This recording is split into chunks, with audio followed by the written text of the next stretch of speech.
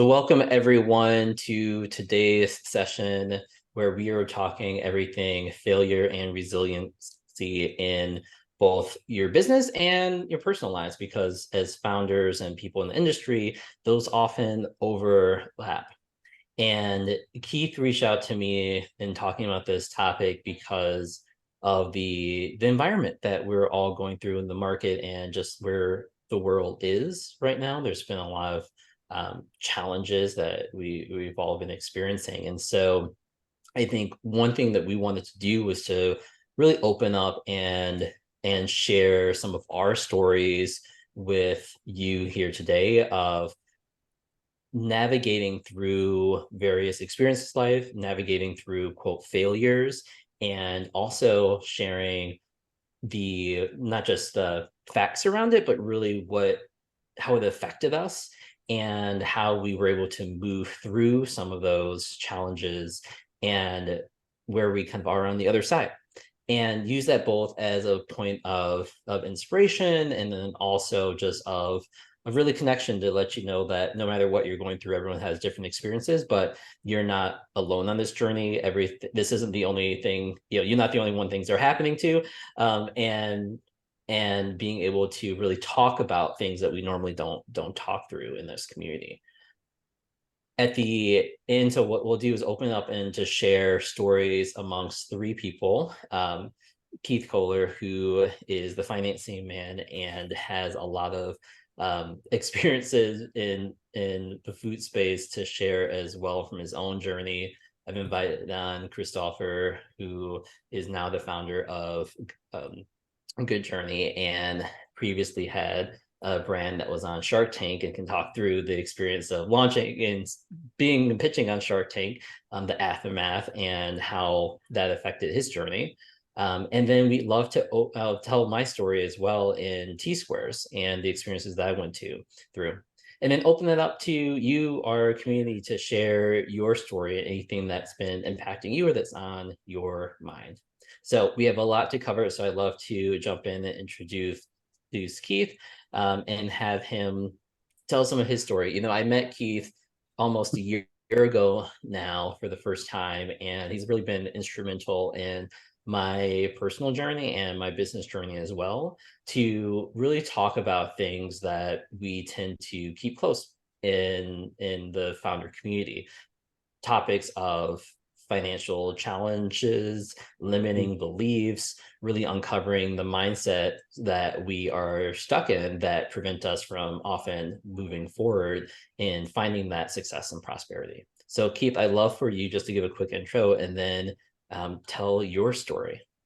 Yeah, thank you, Jordan. Really glad to be with you today and sharing the stage with Christopher as well. And thank you all for stopping by to spend some time with us. And excited to talk about this because I think, as Jordan had mentioned, it's not a topic that we often address in a forum such as this, or and sometimes it's because we're perhaps afraid of what others might think, or that it might show weakness or some other vulnerability that we might not want to have other people be made aware of. And yet, in my own journey to get to the end and then kind of come back, is I have found through doing the work and coming to grips with these aspects of my own journey, it makes me show up better for others. It makes me more vulnerable, more willing to be available, present, all of those different things, which I think now makes me a better person in the world or my world of financing, broadly defined, which I do in debt financing and alternative financing space, helping people find the right financing at the right time. And then I have a retreat product that helps those struggling with finance better manage that. And that it was as a result and a bit of an alchemization of this one particular story I'm going to share with you. So my original reason why of getting into financing in our broader space, natural organic food and beverage, was when I was diagnosed celiac in 2005. So celiac, for those of you who don't know, is gluten intolerance. And celiac disease, very top of mind today. Almost everybody in this room probably is aware of gluten-free or is actively eating gluten-free products. In 2005, 18 years ago, it was a few stone ages ago, as I like to call it, because it was still nascent and not a lot of people were aware of it. And so here I was in 2005, and I started supporting founders by learning about gluten-free. What I could do was very disparate. The United States had not yet defined what the gluten-free standard was. That didn't come until 2008, by the way, which was far behind the rest of the world. And when I was diagnosed and I started working for the gluten-free certification program, that stamp that you see on labels, I was so excited and talking to founders that I said, well, I want to be a founder one day. I worked in finance and I did that and I love it. And I still, of course, love it. But I had really craved to be a founder. And that came from the fact that when I worked in corporate, I realized I was never meant to be in corporate because I really didn't like being told what to do. To just quintessentialize it, that was not my path. But the opportunity arose.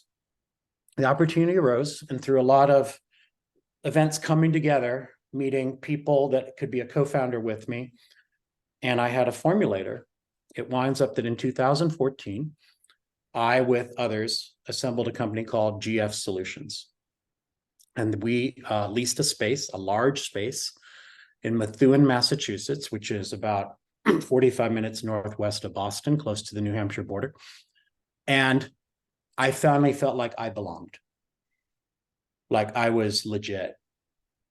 Not that I was feeling illegitimate, but to have been speaking to founders, finally to be one of them, to be part of a club, to have some identity in knowing and thinking, hey, I can do this as a founder.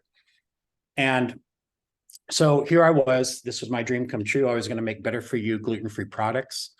And that's exactly what we did. We had superb formulations, really better for you than the starches and the sugars that you often see. It was kind of gluten-free 2.0, cleaner products, everything. And I was excited because I brought that formulator and I brought the industry knowledge and the credibility. My founding partner, a woman from Massachusetts, had the equity raise experience, the operations experience, et cetera. And so we were the logical co-founders. And then the role was I was to be a bit more of kind of the market expert who could talk to companies on a larger basis and say, hey, this is the time to get excited about gluten-free. You should have gluten-free products in your store, blah, blah, blah. But my first mistake was I was aware of my contributions. I was aware of my co-founders' contributions, but I did not put it in writing. I didn't have any type of operating agreement, which spelled out to the best of our ability, this is what I'm really contributing. This is what she's contributing, and this is what others would contribute. So first lesson, that clarity up front was I was so kind of deluded by the thought of I'm a founder, I'm going to change the world. I love my products, that I neglected that memorialization and that documentation of what is important and ignoring the need for clarity. Keith, I find this is so common, and I've experienced Don't it you? myself. Yeah. Do you think there's a sense of like losing some of the magic and purpose when you get into some of those like technical details of spelling out exactly what someone's going to do, even when you might not even know it yourself? 100%. And I think when we think about what motivates us, right? High purpose-driven people with a huge reason why. And I see that in so many founders I talk to in financing. When I ask them to do structure, documentation, operating agreement, bylaws, I often get a lot of resistance because there are often people high purpose driven. They jump into the behavior. I'm so excited. I'm so motivated. I'm going to do this and this and this. But structure will often be the last thing to drop in. And that indeed is me. I move around from purpose to behavior, and structure is the thing I don't like, that I resist the most. But it does fall in place if the other two parts of the triangle are strong enough and are committed. So again, I encourage for all of you, if you're strong purpose-driven founders, please put the structure there to support it so that you can continue to really act on your purpose and your mission. So that was one of the first lessons. We were successful in raising equity because the timing was good. 2014 gluten-free was really among the shiniest of objects in the natural world. It was totally top of mind. The industry reports said, yes, go. It was no longer, this is a fad that's, well, it was kind of, half the community was saying it's a fad that's going to fade away. Well, we've proven them wrong. but the other half was excited and there was investment dollars. So my co-founder was involved in raising the equity. And my job was to show up on calls and talk just about these are the industry trends. This is what's going on. These are some customers we could pursue. This is how I will show up as a face of the company in this way through media, whatever. And what I did not do was I did not insist on inserting myself in the nitty-gritty of the deal making in the equity side. Like really I knew the financial projections and I participated in those, but I was not involved in the deal making. And again, that was an era where I think that it was so critical and so foundational because we got the relationship in place, but I only knew these people in a kind of peripheral way. I didn't really understand their criteria for investment. What were the numbers they were looking at? What was really on their mind? So my second lesson was, hey, this is the money. And in fact, I put my own money in. I've got to know the full criteria. I've got to really know what makes them get excited, what makes them frightened, et cetera. And that proved to be a big blow down the line as well, because the money was quite a little bit easy for us to get. And we started along on a good process. And yet, probably when I say what's next, almost everybody's going to nod their head. It takes longer than you expect, right? The only thing we know about projections is that they're wrong.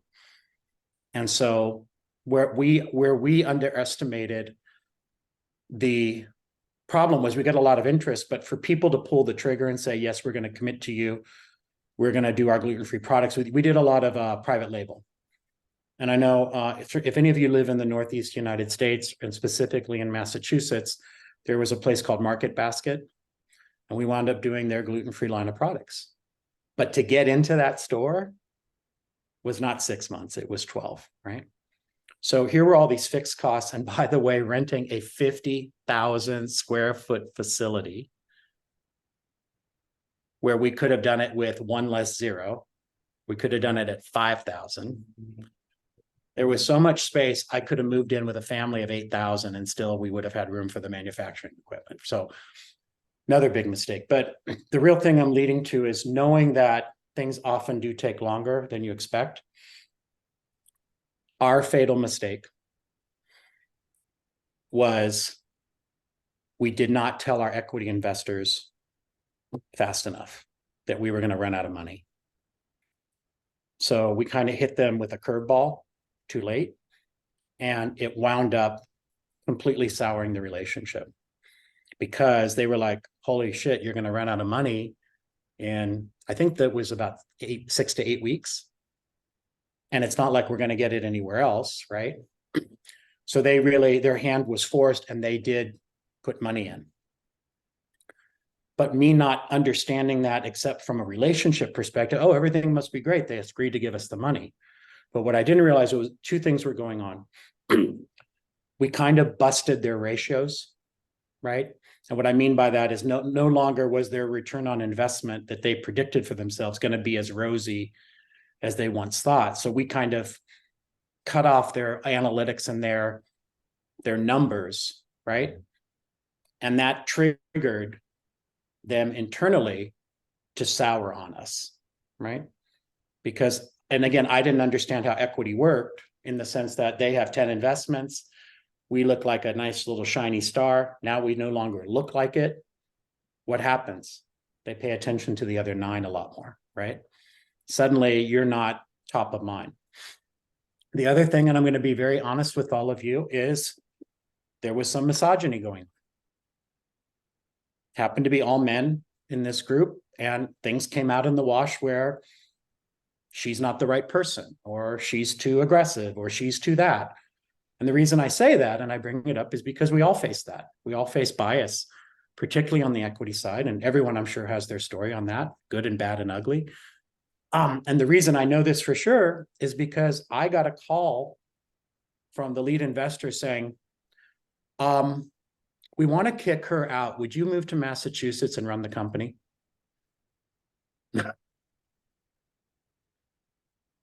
I mean, can you imagine getting that call, right? And I didn't know what to do. I just totally fumbled, and I basically said, no, I wouldn't do that. I wouldn't do that. And so things continued to roll downhill, and it got to a point where the equity folks said, we're done. We've done as far as we'll do. We're willing to take a zero. And again, I'm taking accountability for everything. I could have certainly been more involved from the beginning, understanding what that would look like, right? What would trigger them to give more? What would trigger them to say we're out and tapped out? I didn't know any of that. And I had put, 6 figures of my own money into this. I sold my house, not to do the investment, but the timing was there anyway. And I took the proceeds and I put it into this.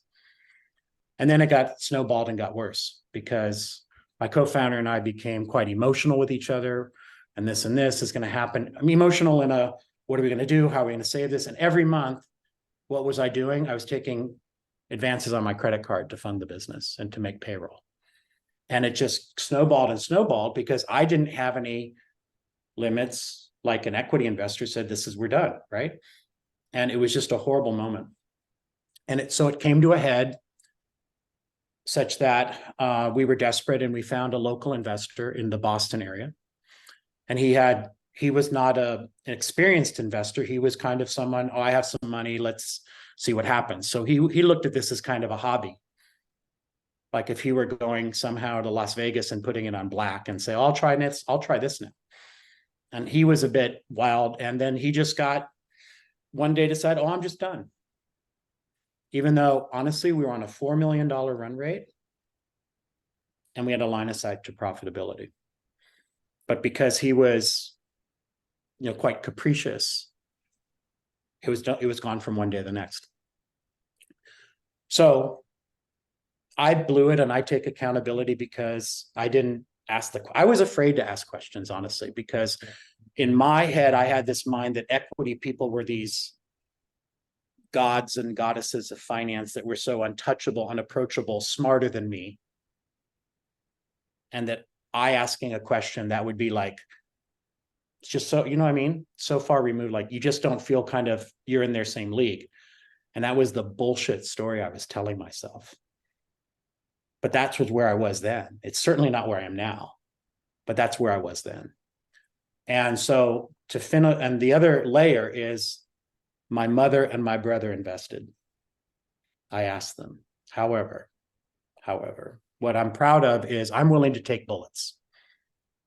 I'm a big boy. I can be accountable to myself. But what I'm proud of is I made sure that my mother and my brother's investment was put in on a secured note. So when we liquidated, and we did, and it went through the courts, and it was all done in that. Actually, the liquidation process was the only process I really actually understood because I had more notifications in the mail than late bill payments when I was a college student. So the funny part was, at the end of the day, my brother and my mother made money. They each put in $10,000. They got $12,000 checks. And I was proud of that. So if there was some saving grace, I protected the ones I cared about. But what I did wrong is I didn't protect myself. I didn't exercise enough self-care because I didn't know what that was. I truly did not. I was immature in that whole side. And so I'm really sharing this story with you because how it became a resilient story for me is by having gone through this. What it helped me develop in my financing work is, even though I don't work on equity, it helped me develop a real sense of empathy for all of you, because I know your journeys are not straight lines. They're crooked and they're pivots and there's all these things. And yet I'm glad that I've had these experiences, because the alchemy I get to have is now, hey, I can meet you where you are. I can guide you through some of these areas. So really, that's what I've got. Wanted to share that story, and I'm glad to do it in this forum. And I hope it is of service to some of you or all of you in some way. Thank you for sharing that and for being vulnerable on taking responsibility Yeah. in this world where there are so many other people involved, but seeing how you could how what you've learned from the process and making sure you're taking that into what you're doing now and not just helping yourself better but helping others. And I think that's That's really it. honorable to doing that. Yeah, thank you. Appreciate that, Jordan. There's a lot more there, but I also want to make sure we have time to share Christopher's story. And so I'd love for you to share your journey from your previous brand, Nui, to what you're doing now with Good Journey and the experience along that way. Awesome. Thank you. Um, well, first, I just want to acknowledge everybody here for being here. Um, it takes a certain type of person to see that, hey, I want to be this person, and it's going to take some resilience, right? I want to get to this place, and it's going to take that resilience. So I want to acknowledge you on that. And the like Keith and Jordan said, the road isn't smooth. And so how I got started in food in 2016, I started on the ketogenic diet and heard about it on a podcast. And I was like, oh, this is amazing. Got one of my friends on it, and he lost 40 pounds in a matter of weeks. Um, and then we were like, hey, this is great, but there isn't anything out there that's sweet. And all there are protein bars. And so we said, hey, what would be a great, I guess, middle finger to diets? And that's when we thought of a cookie. And we're like, okay, cookie's an epitome of junk food, right? And so we had no idea what it takes to make a food product. So we just started Googling how to make a cookie from scratch. Found a paleo recipe. Like, well, let's remove the sugary stuff, all the starches, and replaced it. Went to Whole Foods, bought ingredients, went to my mom's kitchen, started baking, and then had people try it out. And then our friends and family liked it. So we're like, hey, who else would like this? Let's get a website, got a stock image online, put a buy button, bought $15 of ads on Reddit. Then one person bought, and we got excited. And then a few days later, 50 people bought within a matter of like an hour or two. And so then I reached out to the customers and asked them, hey, how'd you hear about us? It turns out someone posted on a Facebook group, a ketogenic diet Facebook group. And then from there, we stopped and ran a Kickstarter. And it was an amazing feeling knowing that, hey, maybe there's something here. And we started with $6,000, right? Me and my co-founder each put in 3, and it grew to $1 million in 18 months, all e-commerce. And it was wild. We're like, all right, we're gonna be in like the next 12 months, we're gonna be at 10 million. This is like this, amazing like vision of what's possible, and is exciting. At the same time, there's a lot of different challenges of growing that fast. Is like, all right, we're sold out half the month. How do we get to the next level? So, and we're in the middle of that. We rented out a kitchen from another brand, and we are outgrowing this space. And eventually they said, hey, you are taking up too much space. We're going to have to ask you to leave. And we're going to sell our company too. And so we only had a few months to find the next solution. We were scrambling. We were talking with a co-man for a few months, and they finally said, yes, we'll work with you all. So then we went to the co-man, and the thing is we didn't understand that our recipe that we could use and hand scoop, we were hand scooping cookies, couldn't be used in their manufacturing facility because it doesn't work with their equipment. We would go over there, bring all the ingredients, hundreds of pounds of dough, and it'd go through the machine and just be like crumbs and oil gushing out of the machine. And they're like, it's not going to work. And so we were really panicking at that moment because like, well, we're not going to have a home, to make our product. And we got to get this, otherwise we're not going to have any sales. So then we hired a food scientist. We hired the wrong food scientist because our product was low carb.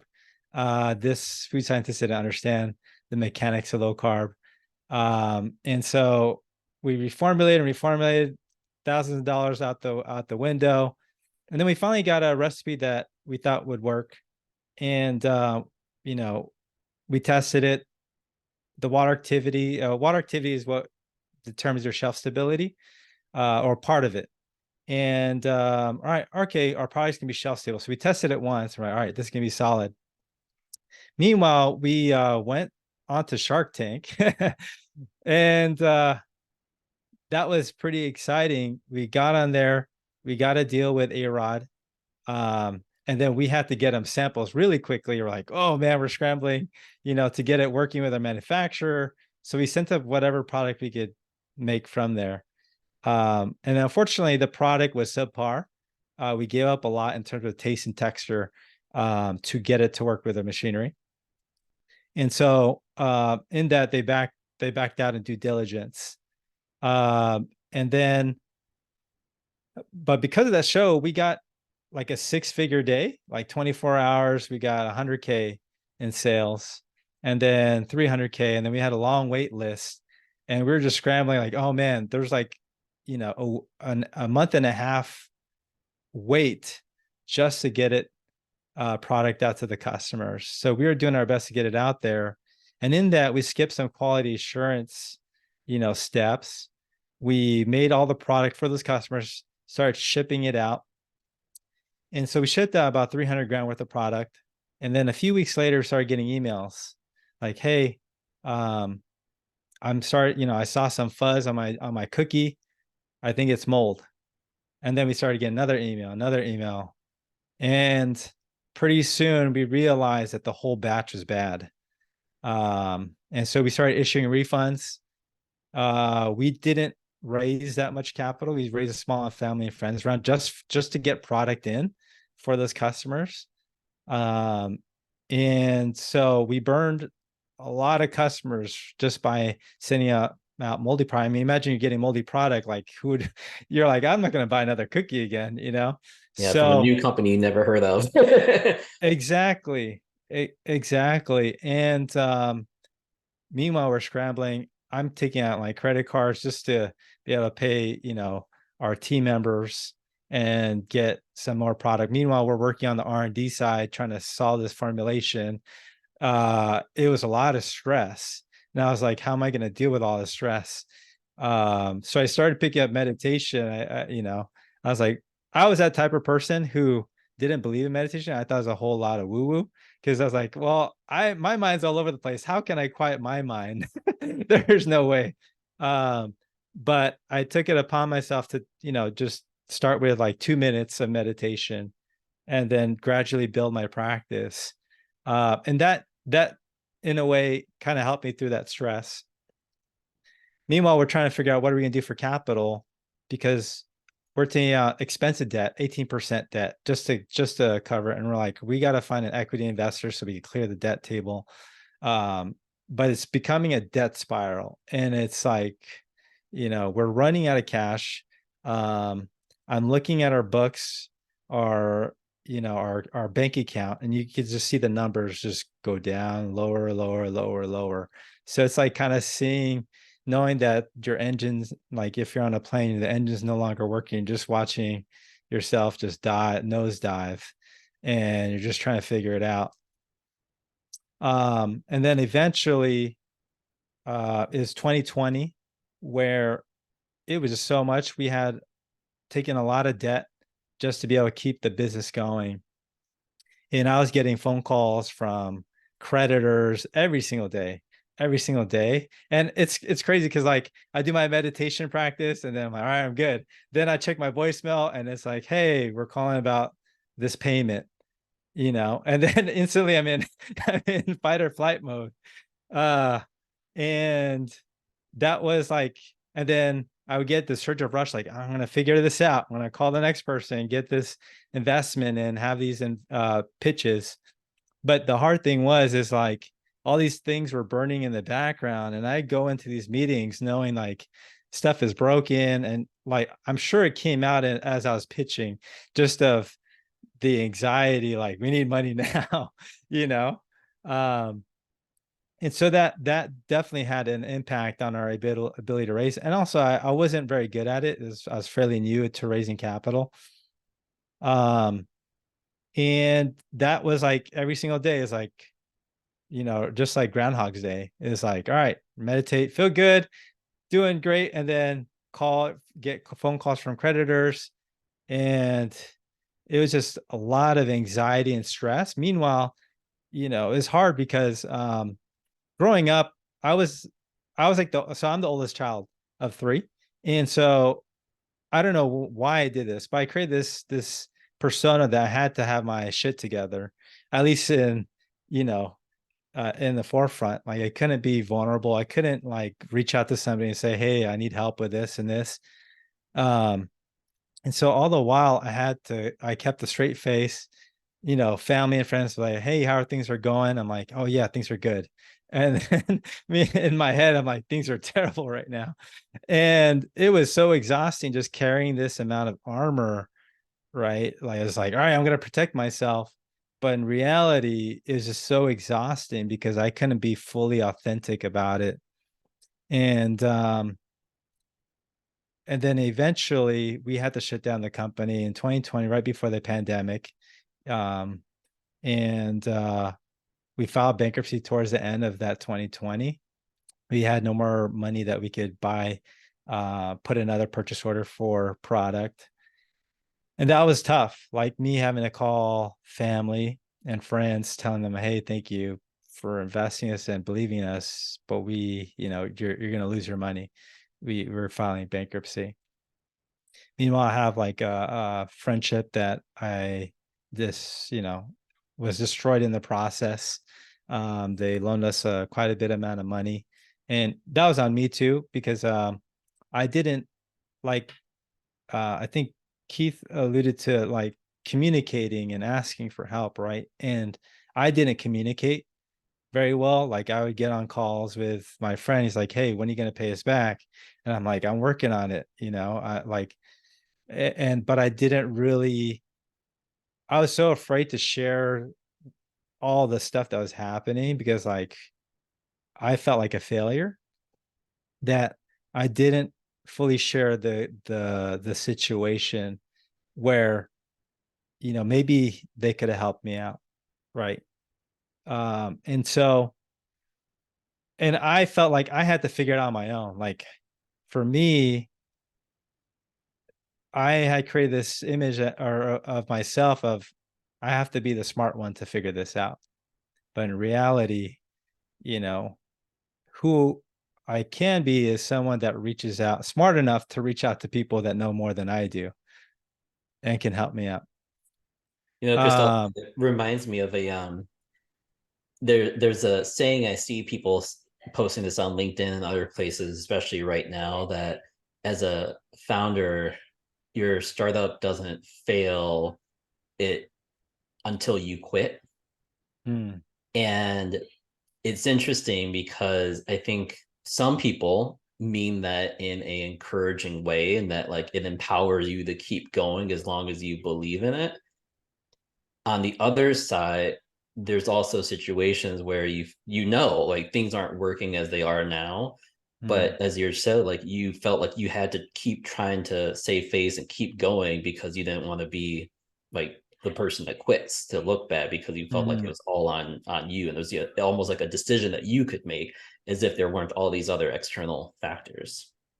Yeah, no, absolutely. I mean, like I didn't think of myself as that quitter, right? And so I did everything I could to hold on to it.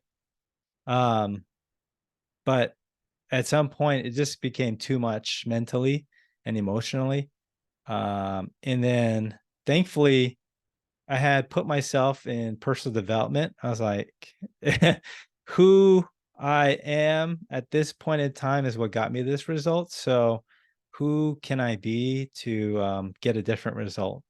So I put myself personal development, and then also I became a new dad. At that point in time. So all this is happening. I become a new dad, and and the thought was like, who will my son know me to be? Right. And so put me down this path to really look internally of what I can change about myself, and did that I did ayahuasca. Like I was just going for did everything. And part of the learnings I got from all of that is just being self-forgiving in the process, right? Because I had so much self-judgment, even through the last company. Like when things broke down, I would judge myself like, man, I'm a tell person, we're not that good enough, right? We were doing $1 million at that time, and I had not acknowledged that. I was like, all right, do $1 million, but this other company that our competitor is doing, 10 million, 20 million. And I had no idea they had raised like $12 million, right? And I was comparing us to them. And so a lot of this process realizing like is one to have self-compassion throughout it. And I after the bankruptcy, I kind of went silent. Like even before that, I went silent. Um, Social media, you know, and because I had internalized a lot of shame because of that failure. And what I realized is the more open I'm about it, the less shame is placed. And Keith talked about being accountable is for me learning how to be responsible for the situation, but also at the same time removing the self-judgment around it, right? How can I be responsible for it and also be self-compassionate at the same time? And because we're all human beings, and I had put myself at this unrealistic standard that I had to be perfect every single way. And so just by being open about it has been very freeing, right? And it's also allowed me to have an impact on other people that are going through similar situations. And then with Good Journey, it definitely was a hard process. I had, we've been 2 years in. I had the break on for most of the time that we were there. We have a pretty innovative product. The product tastes amazing and it's low carb. And now I was wondering, like, should I keep going like down this food path? Like, this was really hard. Should I do it again and give a shot at it? And I mean, I had a dream, a vision of my good friend. His son was 4 years old, but in that dream, he's now a 30-something-year-old, and he's 300 pounds, and he's now shooting insulin. And at that moment, the message was the work continues. And so I wouldn't be here if the why wasn't big enough. Right. And so our whole thing is how do we empower people to be happy and healthy? And so the reason why you call it Good Journey is because not only we want to help people enjoy their journey, but I want to enjoy this journey as well. And what can I do to enjoy it along the way is self-acknowledgement. So one of the big things I got from this whole failure is acknowledging myself, because I didn't acknowledge my team in the past, mainly because I didn't acknowledge myself. I couldn't do that for myself. And so practicing that, like, all right, I acknowledge myself for, getting, being resilient, or even, and by doing that, I was able to acknowledge people on my team, people that we work with. And our whole thing is like, at the end of the day, we're all whole, perfect, and complete. Right. And yes, there's stuff that happens along the way, but at our core is that we're enough. And that is a message I had, that I got is that I'm enough as a human being. And then whatever the outcomes are, those are the outcomes.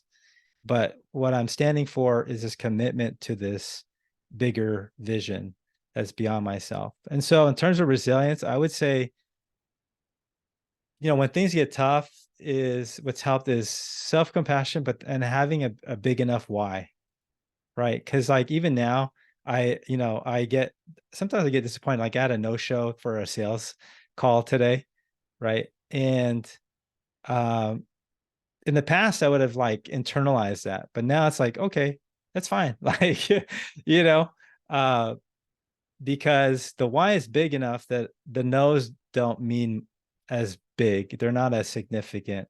The rejections aren't significant, right? But what's important is who I continue to show up as. Um, but yeah, that's pretty much it. And I'm still in the discovery what this next chapter is going to look like, and it is exciting. It is exciting, and and I know it's going to be a bumpy road at the same time. Christopher, thank you for sharing that story. And one thing that's really resonated with me recently, hear you share that, is you were on a journey that wasn't fully yours with your past Mm. company. And now, as you're thinking about, do I want to start a company again? How am I building it? You're really being conscious on what's the life that you want to live, and Mm. not just your a grand vision for the company, right? You have a big why that you're searching after, and then also combining that with the journey that you want to experience along the way. And I think that's really powerful. Yeah, thank you. I mean, the biggest thing was like, I can't take care of other people if I can't take care of myself, right? And I can't empower other people if I can't empower my own self. And so our philosophy is start first, like at least with me, is start with me, and by starting with me, then it branches out to our team members, and it branches out to our customers and our partners. So if I can show up in a certain way, then that allows and empowers other people to show up differently. Um, I'm curious, when your new journey now, one common fear that I know I've had is, if I'm no longer like so much of my personality was tied up in my previous company at the time. And I had this feeling that if I'm no longer the founder of T Squares, who will I be, and mm. like how will people see me? Right. How have you found that to be in terms of what you felt and then the reality of it? That's a great point. Like, so attaching identity to whatever we're up to, right? That's a challenge. Like before this, I was actually a basketball player. So 5'8", I'm 5'8", but I had this passion for basketball, and I had it that I was a basketball player. I went to the Philippines, played professionally. I was on the practice squad for a team over there. And then when I got hurt, there was this identity crisis, like, oh, who am I now? Right. And it's like this kind of death to this person that I knew. And then with this business with Nui is like, okay, this business now, so now who am I? Right. And what I've realized is now it's, what am I committed to? Or who am I as at my core being, right?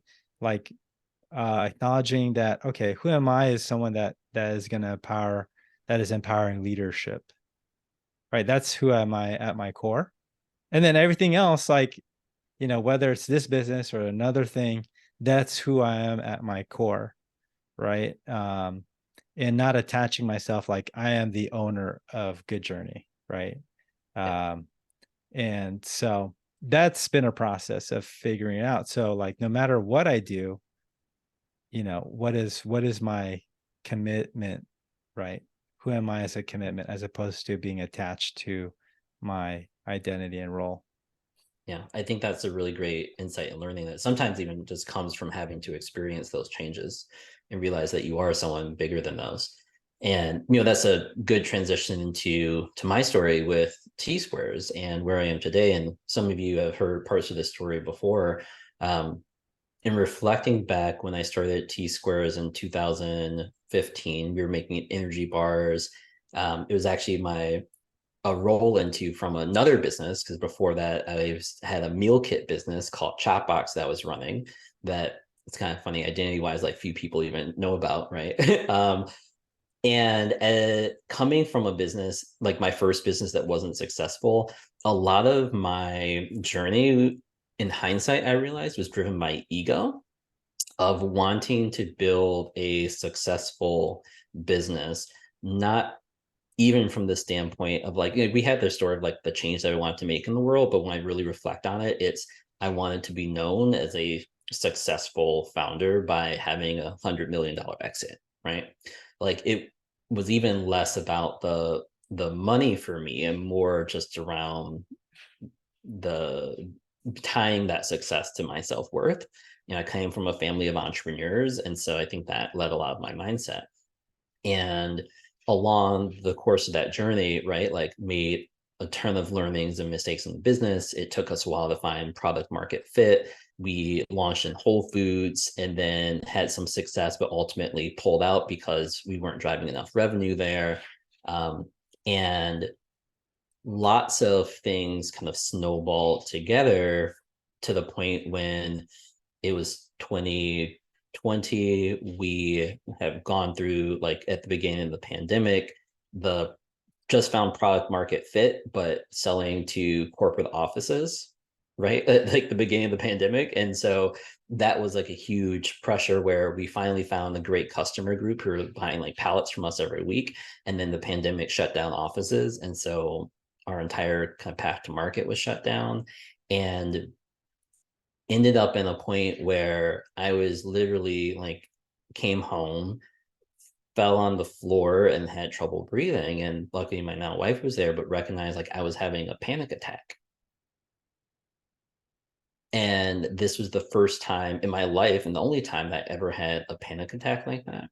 And realized at that point that the business and my mindset around the business wasn't serving me. And in fact, it was detrimental to my health in ways that I didn't realize at the time. And that led to the process of saying, the way that we're running things and how the business is structured, and even like my goal for having the business are misaligned. And at that point, realized that I needed to make a change. But, similar, Christopher, right? Like I didn't want, my identity was tied up in T Squares. All the friends I had were in the industry and knew me as the CEO of T Squares. And what would my life become if this wasn't attached to me and I had to shut the company down? But ultimately, that was kind of the wake up moment where I knew things had to change. And subsequently, it took a couple months, but ultimately, we decided to close down the company. And in that self reflection time, as you mentioned as well, really took those moments to understand what. Now, I had my first kid at the time as well, and family that was also relying on me. And so I thought, what impact do I want to make in the world, and where do I find the most meaning? And that's ultimately what led to starting the Food Bevy community, because I love working with founders, I love working with entrepreneurs, and how can I build a life around doing that? And my mindset has shifted, where instead of with T Squares, it was all around how can I have a successful exit in business and be well known. Now it's really shifted to how can I help as many of you, as many founders as possible to succeed, because I don't want anyone to go through that same pain and trauma that I did from that process. And it's definitely been a learning journey, and it's a challenge every day of really finding that place. But by doing so, it's also relieved a lot of the stress and the pressure. And one thing just that I've noticed around across many journeys, and Keith, I know you see this as well, but one of the biggest challenges to businesses failing or feeling that need to change is financial, right? Like, yes, sometimes the team's not right, sometimes the product's not right, that usually at the very core, it's like there's not enough money to continue running the business. And money is one of those things that we don't talk about. We don't want to share. We feel the most shame about, the most embarrassment about when things aren't going well. And so I think that's one of the things to really think about, is your relationship with money.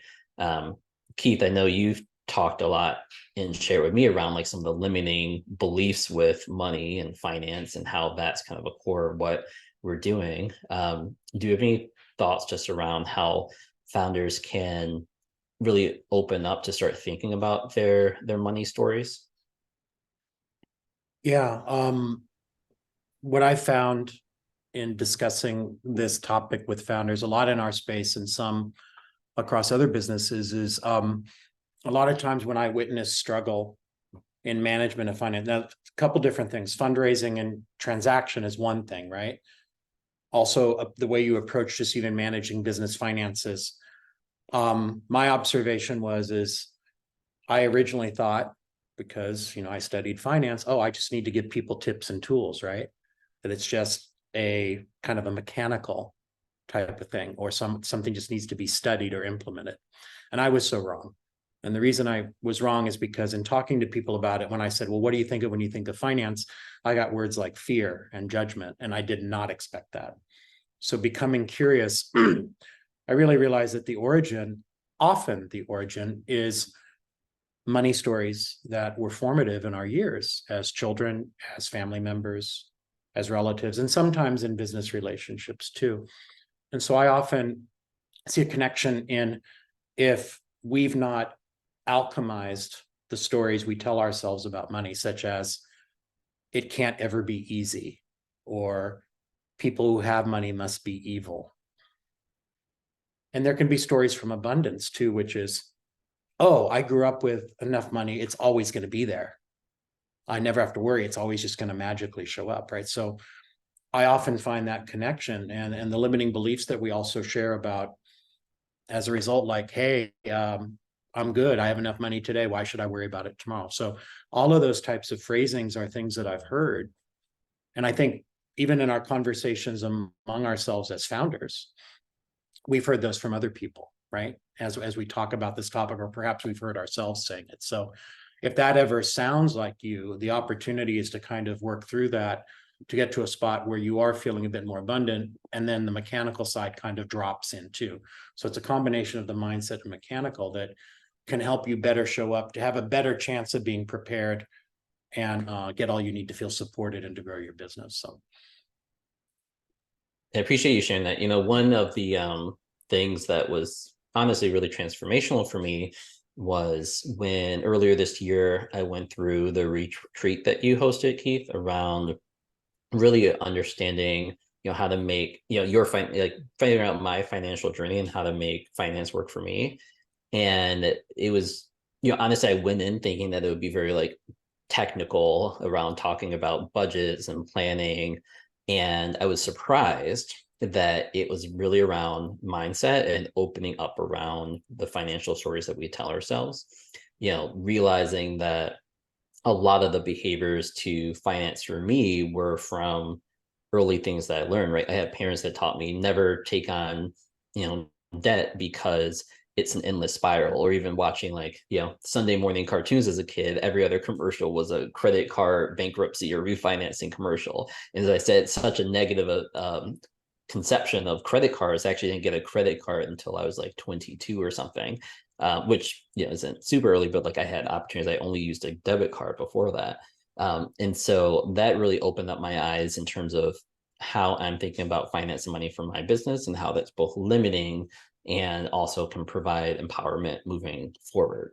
And so I do want to kind of give a call out as well to say, you know, as anyone listening to this, if you are experiencing your own thoughts on where's my business currently right now, how do I make the numbers work for me, both for the business and personally, and how do I find success, I'd love to also invite you to join in Keith's retreat that he's hosting.